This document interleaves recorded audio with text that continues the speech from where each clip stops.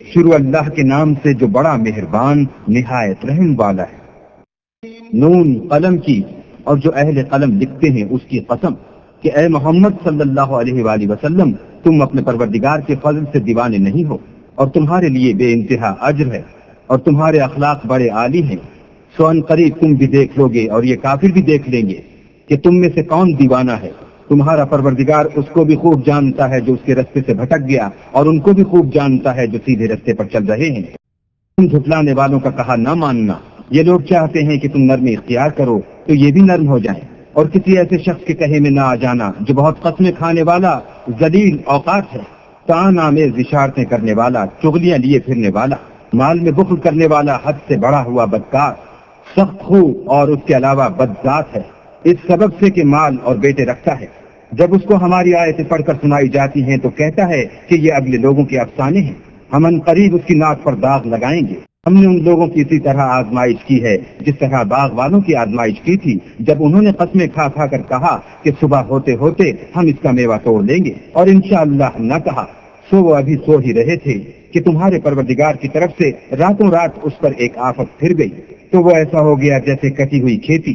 جب صبح ہوئی تو وہ لوگ ایک دوسرے کو پکارنے لگے کہ اگر تم کو کاٹنا ہے تو اپنی کھیتی پر سویرے ہی جا پہنچو، تو وہ چل پڑے اور آپس میں چپکے چپکے کہتے جاتے تھے کہ آج یہاں تمہارے پاس کوئی فقیر نہ آنے پائے، اور کوشش کے ساتھ سویرے ہی جا پہنچے گویا کھیتی پر قادر ہیں۔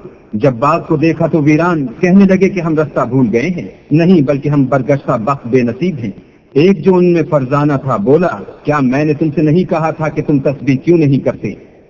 تب وہ کہنے لگے کہ ہمارا پروردگار پاک ہے، بے شک ہم ہی قصوروار تھے۔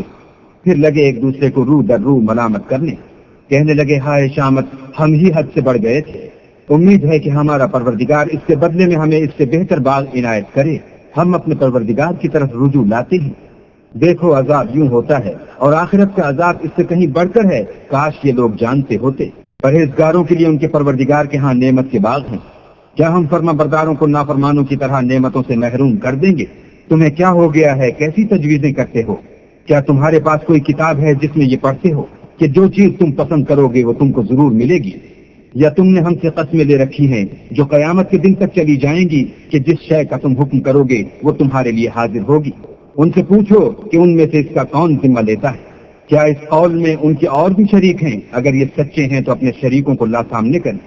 جس دن پنجلی سے کپڑا اٹھا دیا جائے گا اور کفار سجدے کے لیے بلائے جائیں گے تو وہ سجدہ نہ کر سکیں گے، ان کی آنکھیں جھکی ہوئی ہوں گی اور ان پر ذلت چھا رہی ہوگی، حالانکہ پہلے اس وقت سجدے کے لیے بلائے جاتے تھے جبکہ صحیح و سالم تھے۔ تو مجھ کو اس کلام کے جھٹلانے والوں سے سمجھ لینے دو، ہم ان کو آہستہ آہستہ ایسے طریق سے پکڑیں گے کہ ان کو خبر بھی نہ ہوگی، اور میں ان کو مہلت دیے جاتا ہوں، میری تدبیر قوی ہے۔ کیا تم ان سے کچھ اجر مانگتے ہو کہ ان پر تاوان کا بوجھ پڑ رہا ہے، یا ان کے پاس غیب کی خبر ہے کہ اسے لکھتے جاتے ہیں؟ تو اپنے پروردگار کے حکم کے انتظار میں صبر کیے رہو، اور مچھلی کا لقمہ ہونے والے یونس کی طرح نہ ہونا کہ انہوں نے اللہ کو پکارا اور وہ غم و غصے میں بھرے ہوئے تھے۔ اگر تمہارے پروردگار کی مہربانی ان کی یاوری نہ کرتی تو وہ چٹیل میدان میں ڈال دیے جاتے اور ان کا حال ابتر ہو جاتا۔ پھر پروردگار نے ان کو برگزیدہ کر کے نیکوکاروں میں کر دیا۔ اور کافر جب یہ نصیحت کی کتاب سنتے ہیں تو یوں لگتے ہیں کہ تم کو اپنی نگاہوں سے پھسلا دیں گے، اور کہتے ہیں کہ یہ تو دیوانہ ہے۔ اور لوگوں، یہ قرآن اہل عالم کے لیے نصیحت ہے۔